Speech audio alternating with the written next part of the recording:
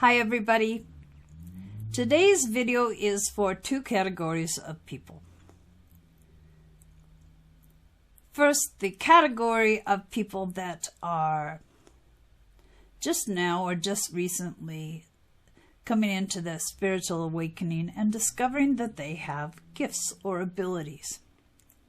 But their families don't know how to handle it, don't understand it, and there's a lot of, not always conflict, but just misunderstanding, which hurts the person that is confused enough by all the changes in their life,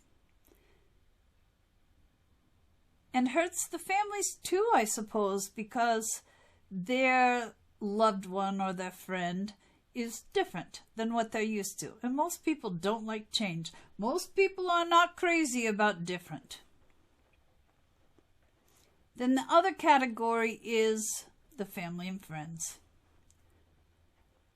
I'm hoping to shed a little bit of light to maybe explain some things that will help those family and friends understand and not be so threatened by what's different.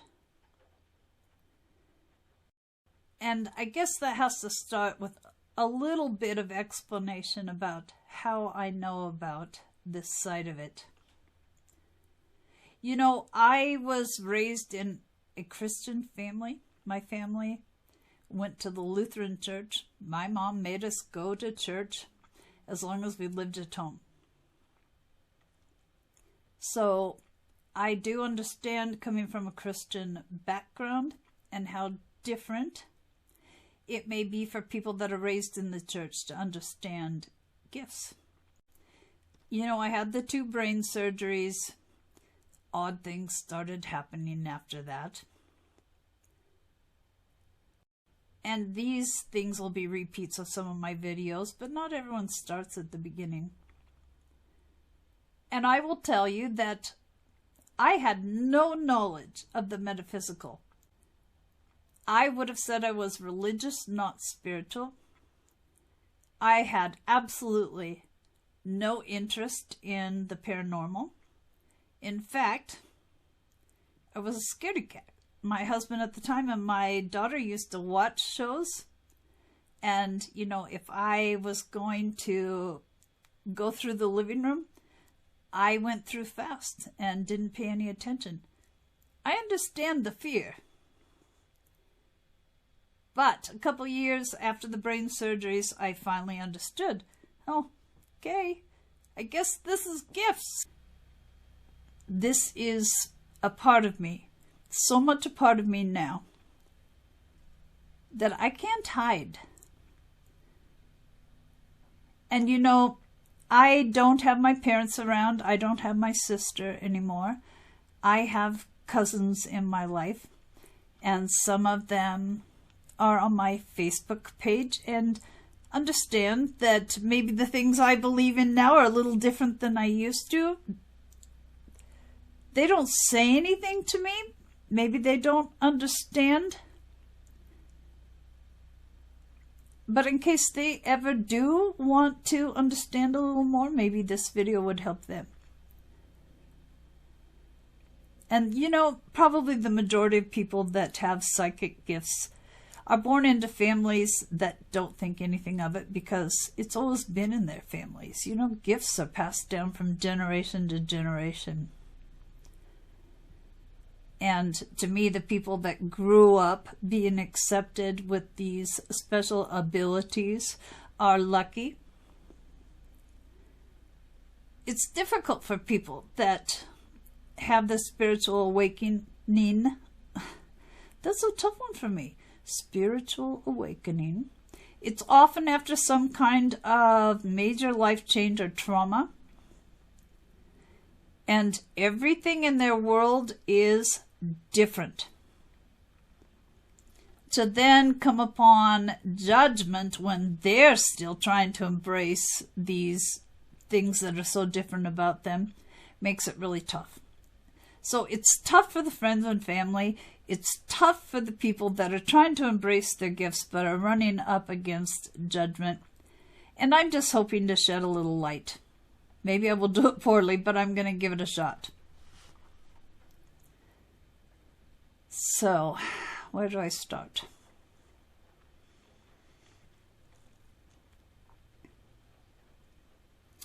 With a long pause, obviously. I thought I knew where I wanted to start, but I guess not. One thing I guess I would want to start with is the natural tendency is to hide when you come upon your gifts and they are not being received well. And that is your right. For me, it's not an option because it just is so much a part of who I am.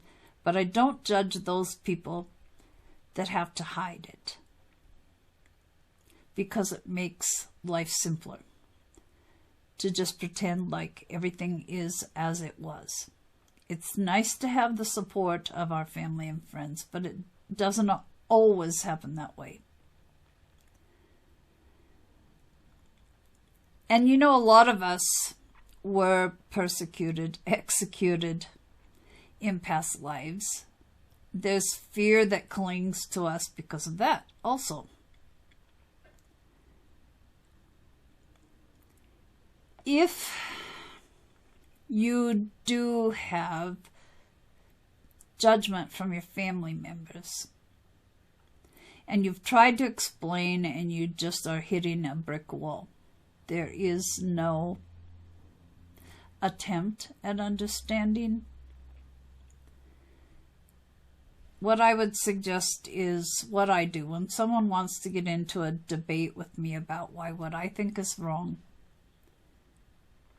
I don't choose to engage in that because I think there's no point really to allow it to become a conflict that could tear families and friends apart. So this is what I say. You are perfectly entitled to believe what you believe. I understand that is your right. And I'm sure that you would extend the same courtesy to me and allow me to believe what I believe in.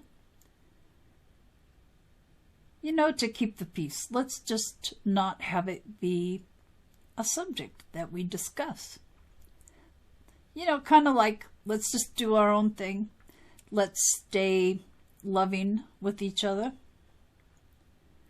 To me, it's just the easiest way to deal with things is to agree to disagree.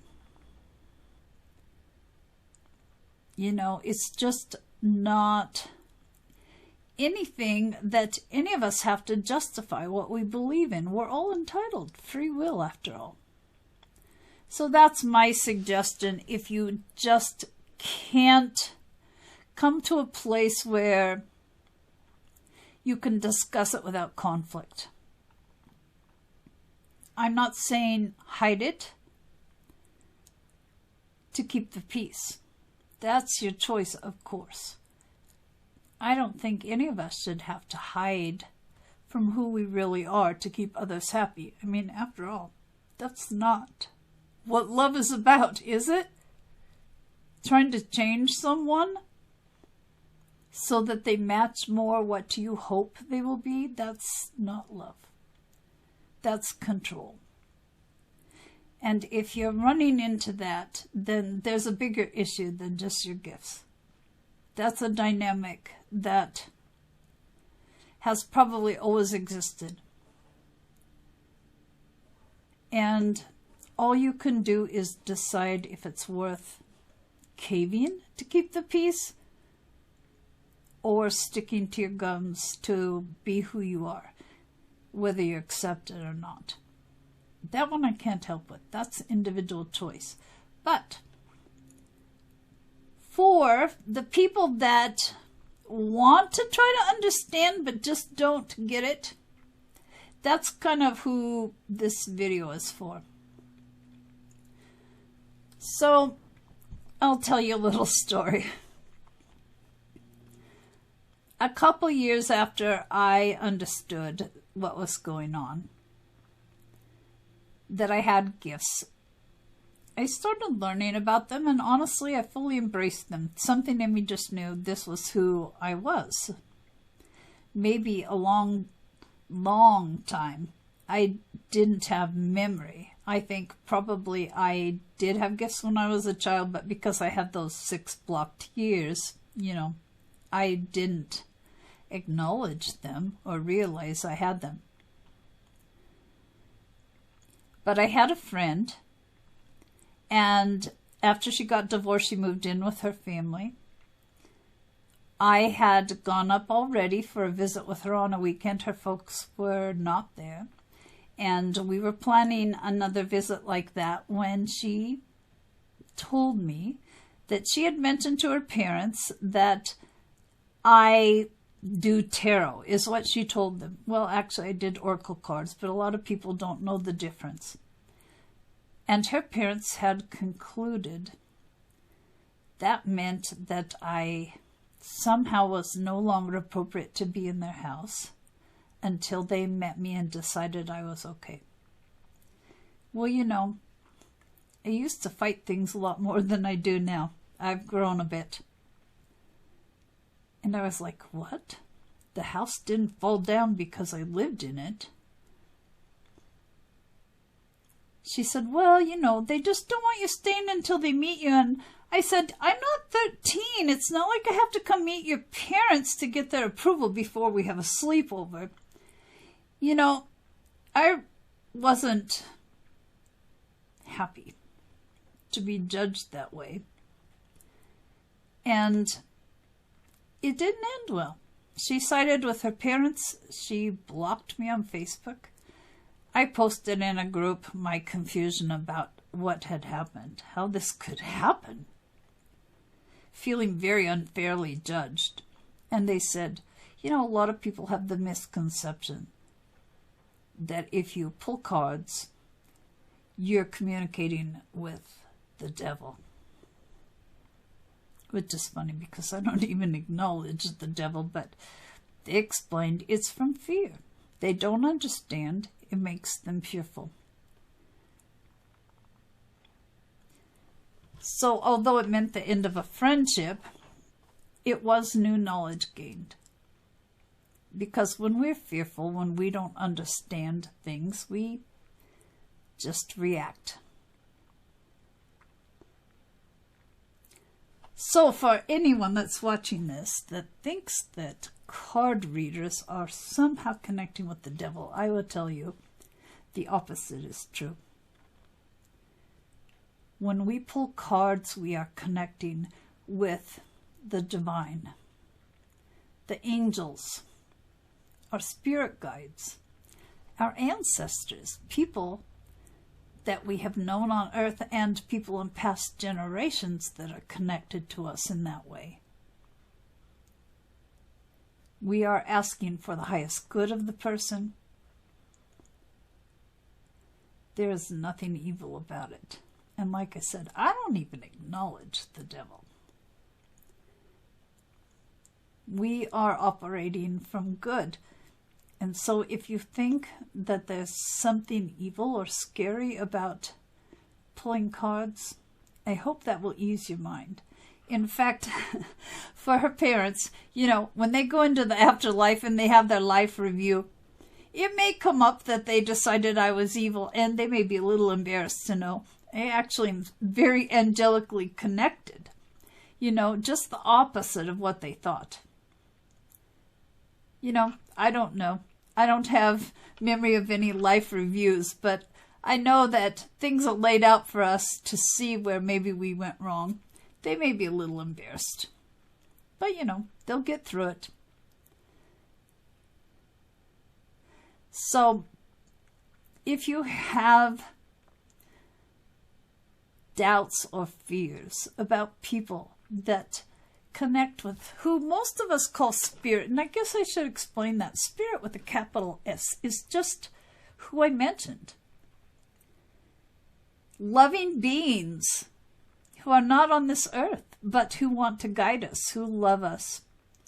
It is the angels, our spirit guides, our loved ones, and ancestors. There's nothing to be afraid of. And there certainly is nothing evil.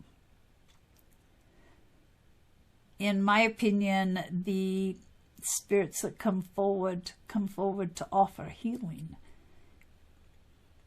to let us know that although they may not be on earth anymore and they're not huggable in the physical sense, they're still very much with us and still very much paying attention to our lives, hoping to guide us when we ask. There's just nothing to be threatened by.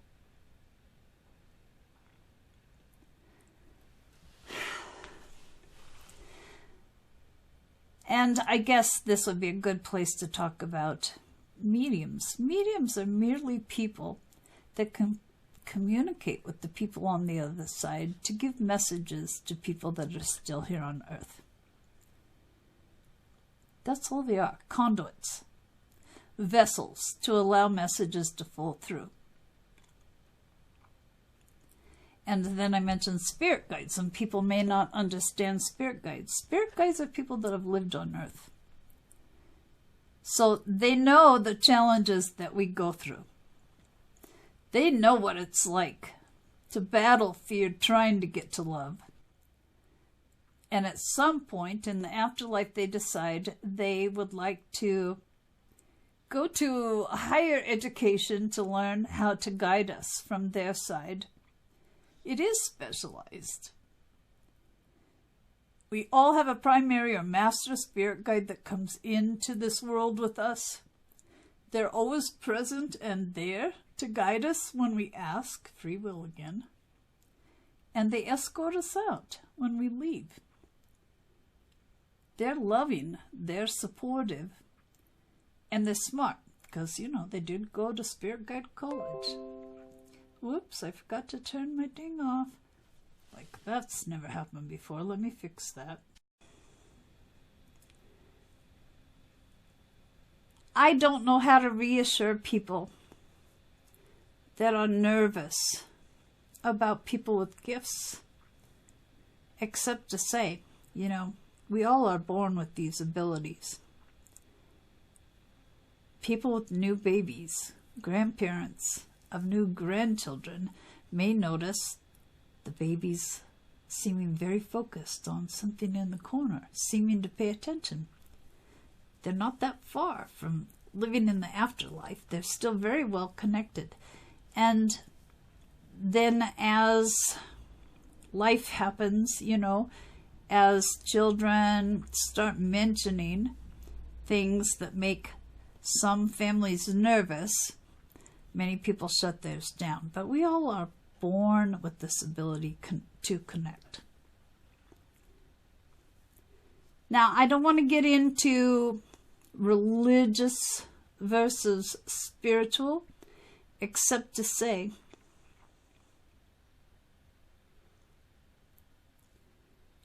for me personally,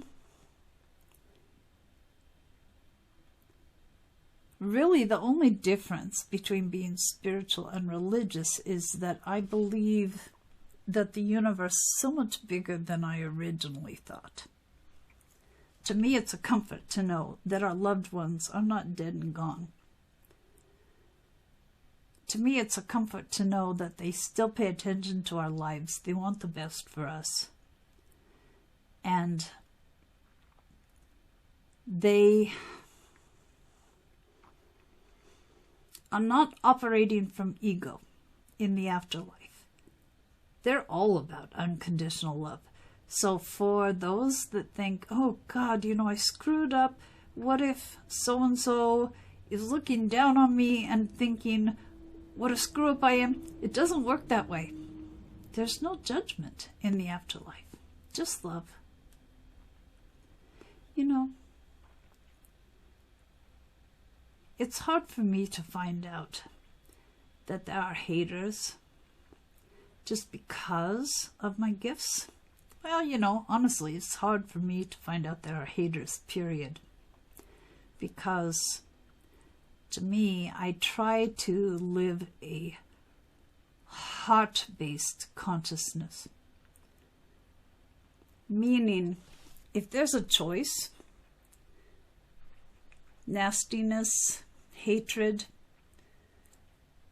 bad treatment of others, or love, kindness, compassion, I go here, because that's the one connected to my heart. I can't tell everyone how to behave or to believe. But when I find out that someone thinks I'm evil, it does hurt. I can't change them though. And let's face it, haters are going to be haters no matter what. Hopefully they will learn something, if not in this life, in the next. And that will change, but for those that are fighting that kind of thing, instead of letting yourself get all stressed or embroiled in conflict or trying to fight back against injustice, maybe just try sending love. You know, I have some experience in the last couple of months of some nasty energy being sent my way. You have an idea where it's coming from. It's coming from people that have never met me, that know nothing about me or my heart. And it was my first instinct to fight back when I realized what was going on. And then I just came upon a shift and decided, you know, I'll leave it up to the divine to decide if there needs to be some punishment or retribution for the bad karma that they are accruing. For me, my part in it, I'm just going to send them love. Because it's not up to me to judge. It's their choice to judge me without knowing me. But I don't want to judge them. And I would recommend to anyone that's up against people that are sending bad energy their way to try sending love. And it works with challenging situations too. You know, because that which we resist persists. If you send love, you're not resisting it, so hopefully it goes away. You can kind of look at it as, you know, I am lucky that I have never had to meet a cockroach in person. But you know how on TV shows, they open the refrigerator door and, you know, the light comes on and the cockroaches scatter? If you look at the cockroaches as loving the dark and people that are not acting in a very loving way toward you as in the dark, then just shine your light of love. And maybe they'll scatter. I don't know if this helped anyone. Conflict, you know, it's not like it's ever going to go away. All you can do is choose if you want to let it drag you down. And yeah, me personally, I have a huge problem with injustice. I want to fight it. But there comes a point you realize, if you want to be loving to yourself, not engaging and just going with love is probably the better choice. And with that, I'll end. Rambling as usual. And I'm going to look at the camera for this one. If you're going to pick a side, consider choosing love. It'll be better for you. And maybe someday that love you send to someone that has not been loving to you will set something off inside that person, and they'll realize it's not how they want to be, how they've been operating. And they might try a little bit of loving kindness toward others. They might decide maybe they don't have a right to judge. You know, it's worth a try, don't you think? All right.